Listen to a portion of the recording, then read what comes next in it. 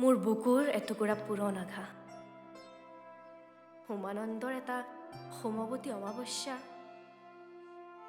মোৰ বাওঁ হাতখন আল ফুলে সাবটি লোৱা তেওঁ স্থিতপ্ৰজ্ঞ নীলগ্ৰীৱ।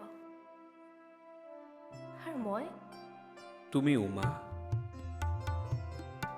তোমাৰ বাবে মুহূৰ্ততে শান্ত হ'ব পাৰে বোম ভোলা মহাদেৱ। যিদৰে তললৈ খহি পৰা তোমাৰ অসংযত চুলিতাৰিয়ে মোক অশান্ত কৰিব পাৰে, অথচ দৃষ্টিৰ গভীৰতাই মোক কৰি তোলে স্থিতপ্ৰজ্ঞ নীলগ্ৰীৱ। উমা মই হ'ব নোৱাৰোঁ কোনোকালে। মোৰ খেয়ালী মনৰ অশান্ত আকুল এজাক বৰষুণ, আল ফুলে সাবটি ধৰা এখন হাত,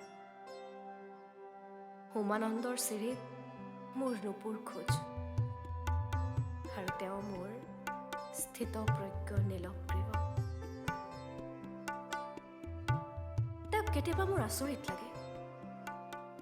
ধুমুহাৰ মাজতো তেওঁ নদীৰ দৰে বব পাৰে। তেওঁৰ বুকুত হাতখন থলে শূন্যতাৰ মাজতো যেন ধ্যানমগ্ন হৈ কৈলাশ শিখৰত তেওঁ হ'ব পাৰে স্থিতপ্ৰজ্ঞ নীলগ্ৰীৱ। আৰু তুমি উমা, থাকক তোমাৰ বুকুত পুৰণি এটুকুৰা ঘাঁহ,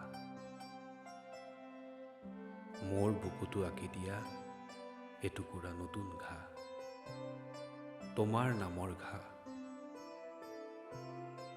তাৰ বিষক হ'বলৈ দিয়া তোমাৰ পৰা মোলৈ এটুকুৰা ভাল পোৱা।